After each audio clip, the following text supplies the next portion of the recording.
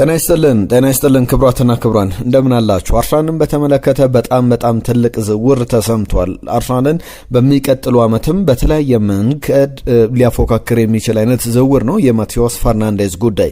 በጭምጭምታ ደረጃ አይደለም፣ ከዛም ከፍ ባለ ደረጃ ዝውውሩ በስፋት እየተነሳ ይገኛል።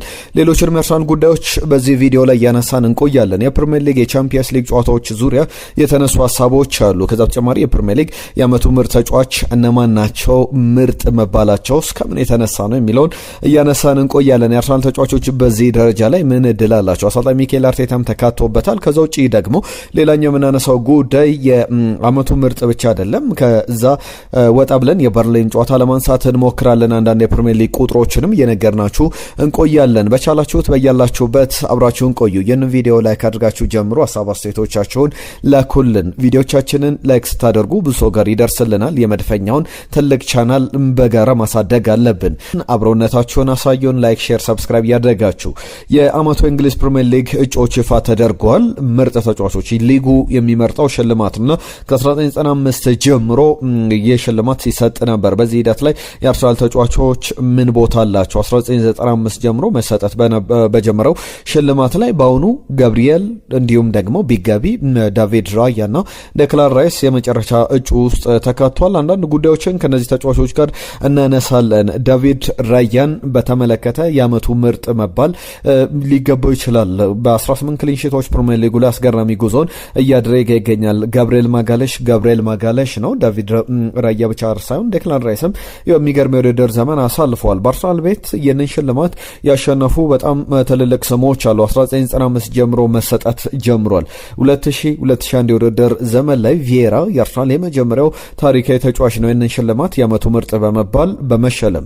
ፍሬዲ ሊዩምበርግ 2001-2002 የውድድር ዘመን ወይም በቀጣዩ ዓመት ቪዬራ ባሸነፈ በተከታታይ 2 ዓመታት የአርሰናል ተጫዋቾች ነበር ያሸነፉት። ቲየሪ ዳንኤል ኦንሪ ደግሞ 2 ጊዜ ይህንን ሽልማት አሸንፏል። 2003-2004 የውድድር ዘመን አርሰናል ኢንቨንዘብል ተብሎ ዋንጫውን ባነሳበት ዓመት ላይ። ከዛ ውጪ 2005-2006 አርሰናል ፕሪሚየር ሊጉን ባይበላም ቲየሪ ዳንኤል ኦንሪ የዓመቱ ምርጥ በመባል አጠናቋልና 20 ዓመታት ተቆጥሯል። ከ20 ዓመታት በኋላ ከዳቪድ ራያ ከቢጋቢ ከገብርኤል ማጋለሽና ከዴክላን ራይስ ማን ነው ሊያሸነፍ የሚችለው? እናንተን ምርጥ ግን እንደ አርሰናል ደጋፊነታችሁ ማንን ትመርጣላችሁ? እስቲ ሀሳብ አስተያየቶቻችሁን ላኩልን። 8 ተጫዋቾች በመጨረሻው እጩ ውስጥ የተካተቱበት ነው።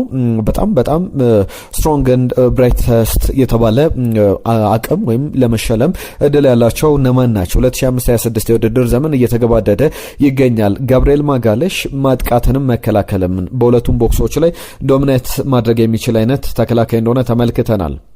3 ግቦችን በፕሪሚየር ሊጉ ላይ አስቆጥሯል። 4 አሲስቶች አሉት። ያ ማለት 7 የግብ ተሳትፎ ለአንድ ተከላካይ በጣም ብዙ የሚባል ነው። በፓስ ሬቱ ሰክሰስፉል ፓስ በማድረግ ረገድ 88.2% ነው። ብዙ ቁጥሮቹ ያንን ያሳያሉ። ዴቪድ ራያ በ36 ጨዋታዎች 18 ክሊንሺቶችን አስመዝግቧል። ማቲያስ ኩኛ የመጀመሪያው ጨዋታ ላይ ሴቭ ያደረጋት ኳስ ታስታውሱታላችሁ፣ ከማንቸስተር ዩናይትድ ጋር የማች ዴይ ዋን ላይ የሊጉ የመክፈቻ የአርሰናል መርሃ ግብር ላይ። ከዛ ውጪ የኩባ ሚንቴን ኳስ በፕሪሚየር ሊግ ላይ ከብራይተን ጋር ያዳነው ኳስ በጣም አርሰናልን በሊጉ ላይ ያቆየ በሊጉ ፎክ ላይ ያቆየች ኳስ እንደነበረች ይታወቃል። የመጨረሻውን ደግሞ የማቴዎስ ፈርናንዴዝን ኳስንም የምትዘነጉት አይደለምና እንደዚህ አይነት ብዙ አጋጣሚዎችን መነሳት ይችላል። ከዳቪድ ራያ ጋር በተያያዘ ዴክላን ራይስ ደግሞ ዴክላን ራይስ ነው። ያለሱ አርሰናል የተለየ እንደሆነ መከላከሉም ማጥቃቱም ላይ አስተዋጽኦ ትልቅ እንደነበረ ተመልክተናል። ለሁሉም ሞርጋን ጊብስ ዋይት፣ ብሩኖ ፈርናንዴስ፣ ሃርሊንግ ብራውት ሃላንድ፣ አንቷን ሴሜኖ፣ ኢጎር ቲያጎ በዚህ ዝርዝር ውስጥ የተካተቱ ሌሎች ተጫዋቾች እንደሆኑ ተመልክተናል። እነዚህ በዚህ በተጫዋቾች በኩል የሚነሱ ናቸው። በአሰልጣኝ በኩል ሚኬል አርቴታ የዓመቱ ምርጥ አሰልጣኝ መባል ይገባዋል ትላላችሁ? እስቲ ሀሳብ አስተያየቶቻችሁ ላኩልን። ኬዝ አንድሪውስ ከብሬንትፎርድ፣ ማይክል ካሪክ፣ ፔፕ ጋርዲዮላ፣ አንዶኒ ራዮላ እንዲሁም ደግሞ የሰንደርላንዱ አሰልጣኝ ለብሬስ በዚህ ዝርዝር ውስጥ የተካተቱ አሰልጣኞች ናቸው። ማን ይገባዋል? ማይክል ካሪክ ቻምፒየንስ ሊግ ላይ ማንቸስተር ዩናይትድን አብቅቷል። ሚኬል አርቴታ ደግሞ አርሰናልን ከ2 ዓመታት በኋላ የፕሪሚየር ሊግ ሻምፒዮን ማድረጉ የሚቀር አይመስልም። አሰልጣኝ ፔፕ ጋርዲዮላም ዘንድሮ ጥሩ ጉዞን አድርጓል ማለት ባይቻልም ምናልባት ፕሪሚየር ሊጉን የሚያሸንፍ ከሆነ ለዚህ እጩ ሊበቃ ይችላል። ለሁሉም የአንቶኒ ራዮላም ስኬት በጣም የሚገርም ነው። ኬዝ አንድሪውስም ያለ ቶማስ ፍራንክ ብሬንትፎርድ እንዴት ይሆናል ሲባል እዚህ ደረጃ ላይ ቡድኑን አድርሰውታል። የእንግሊዝ ፕሪሚየር ሊግን የመጨረሻ ሳምንታት ላይ ተቃርቧል። ሰኞ ነው አርሰናል ጨዋታውን የሚያደርገው ከበርንሌ ጋር የሚደረገው ጨዋታ ይጠበቃል። በዚህ ጨዋታ ዙሪያ ካይሊ ዋከር ለምሳሌ አርሰናልን ለማስጣል ለማንቸስተር ሲቲ ፌቨር ለመስራት ቃል እየገባ ተመልክተናል። ገና ሞረዱን ያረጋገጠው በርንሌ እንኳን አርሰናል ላይ የሚይዘትበት አርሰናል ዋንጫ እንዳይበላ ለማድረግ ሁሉም ጥረት የሚያደርጉበት ነውና አርሰናል ደግሞ በዚህ ወቅት ላይ በደንብ ራሱን ችሎ በመቆም ጨዋታዎቹን በራሱ መወሰን አለበት። አሰልጣኝ ፔፕ ጋርዲዮላ እንዳለው ነው ነገሩ እጃቸው ላይ ነው ያለው ሁሉም ነገር የሚሉ ሀሳቦች ይነሳሉ። ከሲቲ ጋር በተያዘ የትናንትና በስቲያውን ጨዋታ በተመለከተው በኋላ ላይ ሌሎች ነጥቦችን አነሳለሁ። አርነ ስሎት አርሰናል ለምንድነው ዋንጫውን ያነሳው? ከሌሎች ቡድኖች የተለየ ምን አለው? ለዋንጫው ለምን ቀረበ? የሚል ጥያቄ ቀርቦላቸው ነበረ። በሎ ብሎክ መከላከል ይችላል። በጣም ዲፌንሲቭሊ ሶሊድ የሚባል ቡድን ነውና ሊግ ለማሸነፍ ደግሞ ያ በጣም ወሳኝነት አለው የሚል አስተያየታቸውን ሰጥቷል። አንድ ዝውውር ላንሳና ሌሎች የዝውውር ሀሳቦችን ወደ መጨረሻ ላይ አነሳላችኋለሁ። የማቴዎስ ፈርናንዴዝ ጉዳይ ነው። ማቴዎስ ፈርናንዴዝ በዌስትሃም የሚገርም የውድድር ዘመን አሳልፏል። እኔ በግሌ ያቺን ኳስ አርሰናል ላይ ማስቆጠር ቢችል ኖሮ ለአርሰናል ሌላ ታሪክ ይሆን ነበረ፣ ለዌስትሃምም ሌላ መልክ የሚኖረው የውድድር ዘመን ይሆን ነበር። ነገር ግን ያቺ ግብ ወሳኝነቷ በጣም ትልቅ ነው ቢያስቆጥራት ኖሮ። ነገር ግን ዳቪድ ራያ ማስተዋጽኦ ከፍተኛ ሆነና ሳታት ማቴዎስ ፈርናንዴዝም ወደ አርሰናል ቢመጣ ሊመሰገን የሚገባው ተጫዋች ነው። በብቃት ደረጃ የሚገርም አይነት ኳሊቲዎች ያሉት ተጫዋች ነው። ግብ ያስቆጥራል፣ መከላከል ይችላል፣ ዲፐር ሮልም መሰጠት ይችላል፣ ፈርዘር ፎርዋርድ ሜዶ መጫወት የሚችል አይነት ተጫዋች ነው። 5 ግቦችን አስቆጥሯል፣ 4 አሲስቶች አሉት፣ 9 የግብ ተሳትፎ 21 ዓመቱ ላይ ይገኛል። ከሳውዛምተን በ38 ሚሊዮን ፓውንድ በቅርቡ 9 ወራት በፊት ነበር የፈረመው። ብዙ እንኳን አልቆየምና ብዙ እየተባለለት የሚገኝ ተጫዋች ነው። ከማቴዎስ ፈርናንዴዝ ጋር በተያዘ አርሰናል ሊቀላቀል የሚችልበት እድል እንዳለ በጭምጭምታ ደረጃ ብቻ አይደለም እየተነሳ ያለው ዝርዝር ጉዳዮች አሉ። ለምሳሌ አንዳንዶቻችሁ በዚህ ወቅት ላይ ክለቦች ከተጫዋቾች ጋር ግንኙነት አያደርጉም ልትሉ ትችላላችሁ። አርነ ስሎት ትናንትና አንድ ጋዜጣዊ መግለጫ ነበራቸው።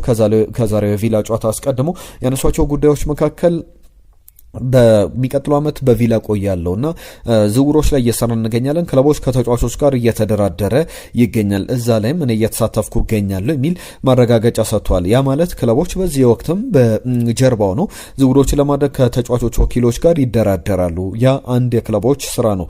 ከረፈደ ተጫዋቾች ክለብ ካገኙ በኋላ ተጫዋቾችን ማጣት ይመጣልና ያንን ለመከላከል የሚደረግ ስራ ነውና አርሰናል ማቴዎስ ፈርናንዴዝ ላይ ድርድር ለማድረግ እንቅስቃሴዎችን ጀምሯል የሚሉ ሀሳቦች አሉ። ሚኬል አርቴታ ለምን ፈለገው ብትሉ አንደኛው ተጫዋቹ ዲፐር ሮልም ፎርዋርድ ፈርዘር ሄዶ ማጥቃትም መከላከልም የሚችል አይነት ተጫዋች ነው። ከዛ ውጪ ካራባኦ ካፕ ላይ ከማንቸስተር ሲቲ ጋር አርሰናል ቴክኒካል ሚድፊልደር አልነበረውም። ለዛም ይመስላል ከዛ በኋላ ኤዜና ሉዊስ ስኬሊን ባንድ ላይ እያጣመረ ያንን ችግር ለመፍታት እየሞከረ ያለውና በዌስትሃም በጣም ጥሩ ጊዜ አሳልፏል። በሳውዛምተን እንግዲህ 15 በመቶ የመብቱ የሴሎን ክሎዙ ወይም 100 ሚሊዮን ቢሸጥ 15 ሚሊዮኑ የሳውዛምተን ነው ማለት ነውና ለዛ ነው ገንዘቡ ከፍ ያሉ። ነገር ግን ዌስትሃም የሚወርድ ከሆነ እስከ 65 ሚሊዮን ፓውንድ ድረስ ሊሸጥ ይችላል። አሁን 84 ሚሊዮን ፓውንድ የሚገመት ተጫዋች ነው። ይህ ተጫዋች በማንቸስተር ዩናይትድን በጣም ይፈለጋል። አርሰናል ግን ይህንን ተጫዋች ማስፈረም የሚችል ከሆነ በጣም ትልቅ እድል ነው። ክርስቲያኖ ኦርጋርድ ዘንድሮ በፕሪሚየር ሊግ 56 ደቂቃዎችን ብቻ ነው የተጫወተው። 100 ሚሊዮን ፓውንድ አካባቢ የሚያወጣባቸው አርሰናል ዝውውሮች ሊኖሩ ይችላሉና ዩሊያን አልቫሬዝ ነገር ግን ክርስቲያን ኖርጋርድም ከክለቡ የሚለቅበት እድል አለ። በ10 ሚሊዮን ፓውንድ የመጣ ተጫዋች እንደሆነ ይታወቃል። ማርቲን ዙሜንዲ፣ ዴክላን ራይስ፣ ማቴዎስ ፈርናንዴዝ፣ ሉዊስ ስኬሊን ማሰብ ነው። እንግዲህ ሚኬል ሜሬኖም በጉዳቱ ይመለሳልና የሚገርም አይነት አማካኝ ይኖረዋል አርሰናል በሚቀጥለው የውድድር ዘመንም ከዚህ ላቅ ባለ ደረጃ መጫወት የሚችል ስብስብ እንደሚኖረው ይጠበቃል። ሌሎች ጉዳዮችንም እያነሳን እንቆያለን። የእናንተ መልእክቶች ትናንትና በስፋት መተውልናል። ከመጡልን መልእክቶች መካከል በተለይ ደግሞ የአርሰናልን የውድድር ዘመን በተመለከተ ምን ያክል በጣም ስኬታማ መሆኑን ሌሎችም ጉዳዮችን የተመለከቱ ሀሳቦች በስፋት እየተነሱ ይገኛሉ። የሚኬል አርቴታ ቡድን የሚገርም ጉዞ ላይ እንዳለ ብዙ ምስክሮችን መጥራት አያስፈልግም።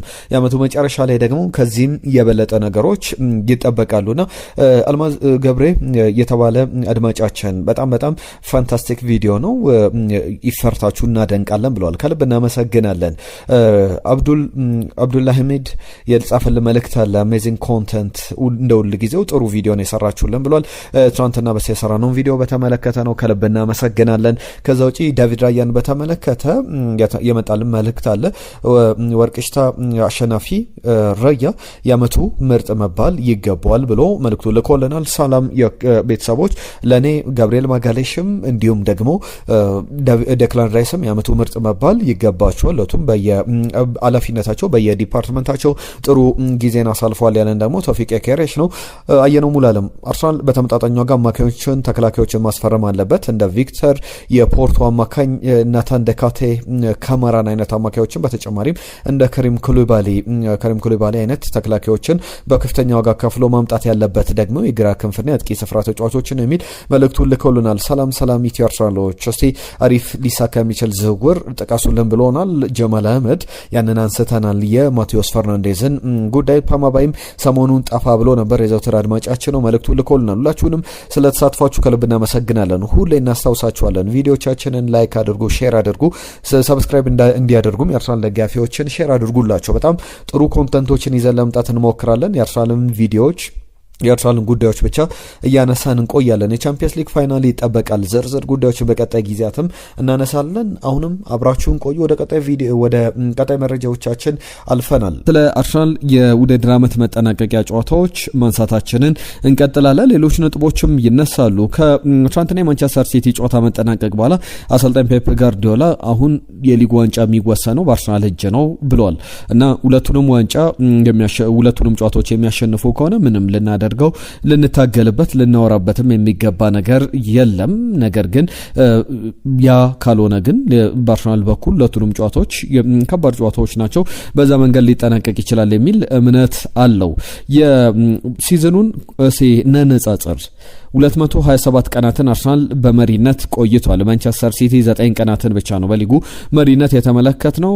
ሌላኛው መስፈርት እየመራ ነጥብ የጣሉባቸውን አጋጣሚዎች በሁለቱም ቡድኖች በኩል እናያለን። እየመሩ ነጥብ የጣሉባቸው እንግዲህ አርሰናል በ9 ነጥቦችን ጥሏል። እየመራ ጨዋታዎችን እየመራ ማንቸስተር ሲቲ ደግሞ 17 ነጥቦችን ጥሏል። እየመራ ባለበት ሰዓት ላይ አርሰናል ብዙ ጊዜ ከመራ ጨዋታዎችን በማሸነፍ ያጠናቀቃል። ትልቁ ልዩነት ግን በሁለቱ ቡድኖች መካከል እየተመሩ ከዛ በተጨማሪ ነጥብ ማግኘት ወይም ደግሞ ፖይንት ጌይንድ ወይን ሉዚንግ እየተመሩ ጨዋታውን አሸንፎ ቀልብሶ መውጣት ላይ አርሰናል 9 ነጥቦችን ሰብስቧል። ማንቸስተር ሲቲ ደግሞ 4። ያም ሌላ ልዩነት በሊጉ ፉክክር ላይ የጨመረ ነገር ነው። ከዛ ውጪ አፍ ታይም ላይ ወይም በመጀመሪያው አጋማሽ እየመሩ ከዛ በኋላ ነጥብ የጣሉባቸው አጋጣሚዎች ሲቲ አርሰናል 2 ብቻ ነው። ማንቸስተር ሲቲ ግን 15 ነጥቦችን ጥሏል። በተቀያሪ ተጫዋቾች የተቆጠሩ ግቦችን ስንመለከት በሊጉ ላይ አርሰናል ሁለተኛ ነው። 11 ግቦችን በተቀያሪ ተጫዋቾች አስቆጥሯል። ማንቸስተር ሲቲ ደግሞ 2 ብቻ በሊጉ ዝቅተኛው የሚባል ነው። እንዲሁም ሴት ፒስ 23 ግቦችን አርሰናል አስቆጥሯል። ማንቸስተር ሲቲ 10። ልዩነታቸው በዚህን ያክል ደረጃ የሚቀመጥ ነው። የመጨረሻ ሳምንታት ደግሞ የበለጠ ትኩረትን የሚስቡ ናቸው። ትናንትና ማንቸስተር ሲቲ 6 ተጫዋቾችን ቅያሪ አድርጎ ነበር የገባውና ፔፕ ጋርዲዮላ ለመጨረሻው ጨዋታ ሳይሆን እየተዘጋጀ ያለው ለኤፍኤ ካፕ ጨዋታ እና ሃርሊንግ ብራውት ሃላንድን፣ ጀርሚ ዶኩን፣ ሌሎችም ሪያን ሸርኪን ማሳረፍ ፈልገው ነበረ። ያንን በልዩነት ኦሊቨር ግላስነር አንስተውታል። ኦሊቨር ግላስነር ከሰሞኑ ሲተቹ ነበር። በተለይ የሰጡት አስተያየተኛ ሰርጋችን ኮንፈረንስ ሊግ ነው፣ ስለዚህ በመጨረሻው ጨዋታ ላይ ከአርሰናል ጋር በቀጣይ ከ3 ቀን በኋላ ላለብን ጨዋታ ትኩረት አድርገን የምንዘጋጀው እንጂ ለአርሰናል ጨዋታ ያን ያክል 37 ሳምንታት ላልተወሰነ የተወሰነ ጨዋታ ብለው አስተያየታቸውን ሲሰጡ ነበር። ፔፕ ጋርዲዮላ ፕሮፌሽናል ሆኖ ክሪስታል ፓላስ ይጫወታል የሚል አስተያየት ሲሰጥ ነበርና ለዛ ምላሽ ሰጥቷል። ማንቸስተር ሲቲ ትልቅ የፋይናል ጨዋታ ስላለበት ከቀናት በኋላ ቅያሬዎችን 6 ቅያሬዎችን አድርጓል። እኛም ከአርሰናል ጋር ሮቴት ብናደርግ ሌጂቲሜት ነው ጋዊ ነው የሚል አስተያየታቸውን የሰጡበትን ጉዳይ ተመልክተናል። ለሁሉም እነዚህ ከአርሰናል ጋር ከማንቸስተር ሲቲ ጋር በተያዘ የመጨረሻ ጨዋታዎችን በተመለከተ የሚነሱ ጉዳዮች ናቸው። አንድ ጉዳይ ግን ላንሳላችሁ ለእናንተ ለአርሰናል ደጋፊዎች አርሰን ቬንገር የትኛው ደረጃ ላይ ታስቀምጧቸዋላችሁ? የቀድሞ አርሰናል አሰልጣኝ በተለይ ፕሮፌሰሩ ተብለው ይገለጻሉና አሰልጣኝ ፔፕ ጋርዲዮላና ከአሰልጣኝ ሰር አሌክስ ፈርጉሰን ጋር ስታነጻጽሯቸው በየትኛው ደረጃ ላይ ይቀመጣሉ? በምን መስፈርትስ ትለያዩአቸዋላችሁ? በዚህ ጉዳይ ላይ ዝርዝር መረጃ እናነሳለን። ባካሪ ሳኛ ያነሳቸው ጉዳዮች አሉ፣ መለስበታለሁ። የቡድን ዜናዎችን በተመለከተ ግን አንዳንድ ነጥቦችን ላንሳ። ዘንድሮ በአርሰናል ቤት 10 ከ10 ሬቲንግ የተሰጣቸው በጨዋታ ላይ ፐርፌክት 10 ከ10 አይሰጥም ብዙ ጊዜና በጣም ፐርፌክት ጨዋታ ያሳዩ ተጫዋቾች አሉ። ለምሳሌ ጆሬን ቲምበር የመጀመሪያው ዙር ላይ ከሊድስ ጋር በነበረው ጨዋታ እንዲሁም ደግሞ ኤበሬቺ ኤዜ ሃትሪክ የሰራበት የቶትናም ጨዋታ ላይ 10 ከ10 ያገኙ ተጫዋቾች ናቸውና ጆሬን ቲምበር ለናነሳ ነው። በዚሁ አጋጣሚ ላይ አሰልጣኝ ሚኬል አርቴታ ስለ ጆሬን ቲምበር ጉዳት እንዲሁም ደግሞ ቤን ዋይትና ሪካርዶ ካላፊዮሪን የተመለከቱ የጉዳት ዜናዎችን አንስቷል። በተለይ በፕሪሚየር ሊጉ ላይ ካሉት ጨዋታዎች በበለጠ ለቻምፒየንስ ሊግ የሚያስፈልግ ተጫዋች ጆሬን ቲምበር ይመስላል። በልዩነት ደግሞ ቤን ዋይት ጉዳት ማስተናገዱን ተከትሎ ማን ያንን ክፍተት ይሞላል፣ ማን በዛ ቦታ ላይ ይሰለፋል የሚለው ኮንሰርን አድርጓቸው አርሰናል ደጋፊዎች ያነሳሉ። ትናንትናም አማራጮችን ብለን ፒየሮ ኢንካፒየን በቀይ መስመር ተከላካይነት ስለመጠቀም፣ ሪካርዶ ካላፊዮሪ በቀይ መስመር ቦታ ላይ ስለመጠቀም ወይም ደግሞ ዴክላን ራይስን ሌላኛው አማራጭ ደግሞ የመጨረሻው ክሪስቲያን ሞስኬራን አሁን ሚኬል አርቴታ እንደሚጠቀምበት ያደጋ ጊዜ ማምለጫ አድርጎ እንደዛ መጠቀም አማራጮች ሊሆኑ ይችላሉ። በሚኬል አርቴታ በኩል ጆሬን ቲምበርን በተመለከተ መቼ ይደርሳል በሚል አዲስ ነገር ካለም እያላችሁ ትናንትናም ጥያቄዎቻችሁን ስታቀርቡ ነበረ። ቲምበር አሁን አቬለብል አይደለም፣ ለጨዋታ ዝግጁ አይደለም፣ ፕሮግረስ እያደረገ ይገኛል። በሚቀጥሉት ቀናት ላይ ምን ያክል እንደሚመለስ ምን መለከተው ነው የሚሆነው ብሏል። ምን ያክል ቻንስ አለው፣ ምን ያክል እድል አለው የሚለውን ግን ትልቅ ነው ቻንሱ ትልቅ ነው የሚለውን ልነግራችሁ አልችልም የሚል አስተያየቱን ሰጥቷል። ስለዚህ መመልከት ይኖርብናል እድሎች ካሉት የሚል አስተያየቱን የሰጠው። ቤን ዋይትን በተመለከተ የረጅም ጊዜ ጉዳት ይመስላል። ስለዚህ አሁን እሱ መቼ ይመለሳል የሚለው ላይ ነው ትኩረት የምናደርገው፣ እንዴት ሪከቨር ያደርጋል የሚለውንና በቅርብ ሳምንታት ላይ ይመለሳል ተብሎ አይጠበቅም ብሏል።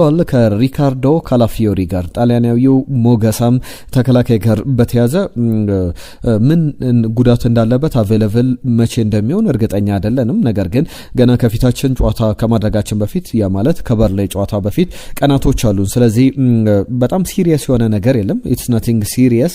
ነገር ግን ሆፕፉሊ በቀጣይ ቀናት ላይ ይመለሳል ብለን እንጠብቃለን የሚል ነገር አንስቷል። ዴክላን ራይስ ላይ ያን ያለ የተለየ ጉዳት እንደሌለም የሚያሳዩ ጉዳዮችን አንስቷል። በፕሪሚየር ሊግ ላይ ባለፈው የዌስትሃም ጨዋታ ላይ አንድ ነገር ተመልክተናል። የቫር አልቢትር ክሪስ ካቫና ጨዋታውን የቫሩን ውሳኔ ሲቀለብሱ አንድ ነገር ሲናገሩ ተመልክተን ነበረ። አፍተር ሪቪው West Ham number 19 commits a foul on the goalkeeper. Final decision is direct free kick ብለው በቫር እንግዲህ ሞኒተሩ ላይ ከተመለከቱ በኋላ ይህንን ተናግረው ነበርና አንድ አርሰናል ደጋፊ ይህንን ቃል በቃል እዚህ ትከሻው በታች እንዲ ጡንቻው ላይ ተነቅሶት ተመልክተናልና እጆቹ ላይ በጣም እንደዚህ አይነት አጋጣሚዎች አሉ። የሌስተር ሲቲ መሪነትን ከዚህ በፊት የተነቀሱ ተጫዋቾች ተመልክተና ቃል ብዙ ነገር ማንሳት ይቻላል። ስለ አርሰናል ቡድን ሌላው ሊነሳ የሚገባው ጉዳይ ከዴቪድ ራያ ጋር በተያያዘ ነው። ዴቪድ ራያ የሳምንቱ የ36ኛ ሳምንት የእንግሊዝ ፕሪሚየር ሊግ የሳምንቱ ምርጥ ተጫዋች ተብሎ ተመርጧል። በተለይ ያቺ የማቲያስ ፈርናንዴዝ ሴቭ በጨዋታው ላይ ጥሩ እንቅስቃሴዎችን አድርጓል። አርሰናል በክሊንሺት ሲያጠናቀቅ ጨዋታው ላይ የሱ ያቺን ግብ ማዳን ጨዋታው ላይ አርሰናልን ያቆየው ነበረ። መጨረሻም ሊያንድሮ ትሮሳር በጣም ቆንጆ ግብ አስቆጥሮ ጨዋታው ላይ አርሰናል እንዲያሸንፍ አድርጓልና በደንብ የሚገባው እንደነበረ መናገር ይቻላል። ሌሎችም ሊነሱ የሚገባቸው ነጥቦች አሉ። በየማሉ እያነሳን እንቀጥላለን። በዘመናዊ እግር ኳስ ላይ ተጽዕኖቸው ትልቅ ነው ይባላል። ለምሳሌ ሰር አሌክስ ፈርጉሰን በፕሪሚየር ሊግ ሪከርድ የሆነ 13 የፕሪሚየር ሊግ ዋንጫዎችን አሸንፏል። ፔፕ ጋርዲዮላ ወደ ማንቸስተር ሲቲ ከመጣ በኋላ 20 ዋንጫዎችን በተለይ ደግሞ የእሁዱን የኤፍኤ ካፕ ከቼልሲ ጋር ካሸነፈ 20ኛ ዋንጫው ይሆናልና እነዚህ አይነት ቁጥሮች አሏቸው። ነገር ግን ባካሪ ሳኛ የቀድሞ አርሰናል ተጫዋች በተለይ በፔፕ ጋርዲዮላም ስር በአርሰን ቬንገር ስርም ሰርቷልና እኔ ፐርሰናሊ ኮቾችን በተለያዩ ጊዜ ያሰለጠኑ ኮቾችን ማነጻጸር አልወድም ይላልና የተለያዩ ምክንያቶች ዲፈረንስ ሰርከምስታንሶች አሉ፣ ሁኔታዎች አሉ። ለማነጻጸር ግን በአንድ ዘመን ላይ ሰሩ አሰልጣኞች በተመሳሳይ ሁኔታ ውስጥ ከሌሉ በጣም ከባድ ነው ለማነጻጸር። ነገር ግን ለኔ አርሰን ቬንገር ከነዚህ አሰልጣኞች ቀድመው ይቀመጣሉ ብሎ ያስቀምጣል።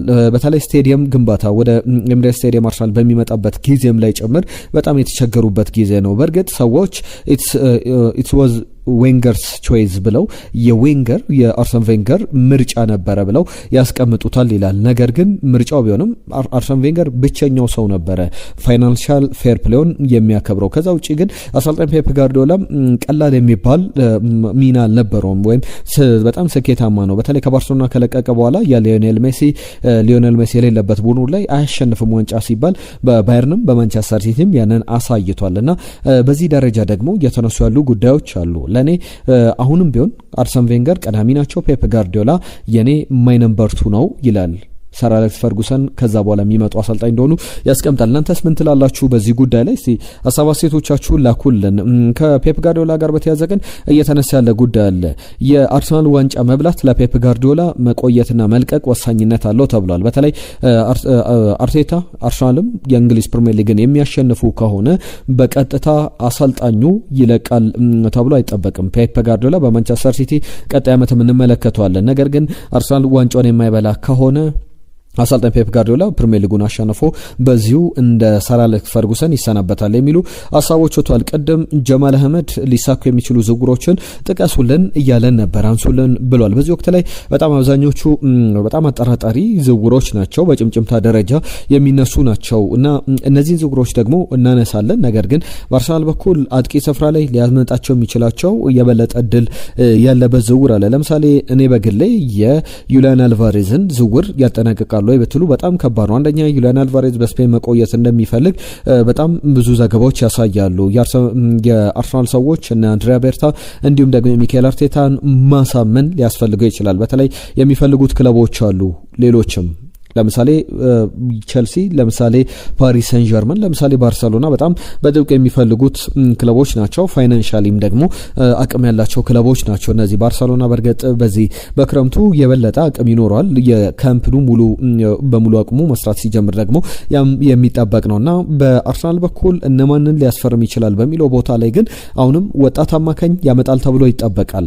አሁን ባሉት አማካዮች ላይ ጥሩ ወጣት ልምድ ያለው አማካኝ ያስፈርማል ተብሎ ይጠበቃል በሊግ ጨዋታዎች ላይ ሲጫወት የምንመለከተው። ከዛ ውጪ ግን የመስመር አጥቂ ቦታ ላይ እኔ ከሚሰሙ ስሞች መካከል የበለጠ ይቀርባል የሚለው ከክቫራትስኬሊያም የበለጠ ኒኮ ዊሊያምስን ሊያገኝ የሚችልበት እድል አለ ብዬ አስባለሁ። ለሁሉም ዝውውሮችን በተመለከተ አንዳንድ ነጥቦችን ላንሳ። ጃኮብ ኪቪዮር በይፋ ፖርቶን መቀላቀሉ ተረጋግጧል። እንደ ስታንዳርድ ስፖርት ዘገባ ከሆነ 17 ሚሊዮን ዩሮ እንዲሁም ደግሞ ባዶንስ ከ5 ሚሊዮን ዩሮ ያ ማለት ደግሞ 22 ሚሊዮን ዩሮ አካባቢ ለአርሰናል ፖርቶ ይከፍላል። ፖላንዳዊው ፖሊሻዊው አጥቂ ወደዛ ማምራቱ የተረጋገጠ ይመስላል። ሌላኛው ጉዳይ ግን አርሰናል ቤት እየተነሳ ያለው ባለፉት ቀናትም ያነሳውት ነበረ የጃኮብ ራሞን ጉዳይ ይነሳል። የኮሞ ተከላካይ ነው። በቀይ መስመር ቦታ ላይ የረጅም ጊዜ የዚህ የቤን ዋይት ተተኪ ይሆናል ተብሎ ይጠበቃል። 21 ዓመቱ ላይ የሚገኝ ተጫዋች ነው። የተጫዋች ጃኮብ ራሞን የሪያል ማድሪድ ንብረትም ነውና በኮሞ በጣም የሚገርም ጊዜን እያሳለፈ ይገኛል። የአርሰናል የምርመላ ቡድን አባላት እንዴት በተለይ ከፖርቶ ከዚህ ከናፖሊ ጋር በነበረ ኮሞ አቻ ባጠናቀቀበት ጨዋታ ላይ ክሎዝሊ ሞኒተር ሲያደርጉ ሲከታተሉት ነበር። በዛው በስቴዲየም ተገኝተው የቸልሲም መለማዮች እንደነበሩ ተመልክተናልና በተለይ ተጫዋቹ ምን አይነት ኳሊቲዎች አሉት የሚለው ሲነሳ ስካውቲንግ ሪፖርቶቹ ላይ በጣም ካልም ነው፣ ፕሬሸር መቋቋም የሚችል ተጫዋች ነውና ኤሊት ቦል ፕሮግረስ ማድረግ የሚችል ኳሊቲዎች አሉት። ታክቲካሊ ኢንተለጀንስ ነው ይሉታል። በጣም ለተለያዩ ታክቲክ ቨርቲካሎች አማራጭ ነው። ሲከላከል ደግሞ አግሬሲቭ አይነት ተጫዋች ነው። ጉልበት አይል ቀላቅሎ የሚጫወት ነውና በቢልድ አፕ ላይ ደግሞ በጣም ትልቅ ሚና ያለው ነው። አርሰናል ኳስ መስርቶ ቢወጣ የተጫዋች ካለ በጣም የሚመች አይነት ተጫዋች ነውና በሌላ ቋንቋ የአርቴታ ተከላካይ ነው ብለን ከአንዳንድ የአርሰናል ተከላካዮች ኳሊቲዎች ጋር በጣም የሚመሳሰል ነገር አለው። ከ45-50 ሚሊዮን ዩሮ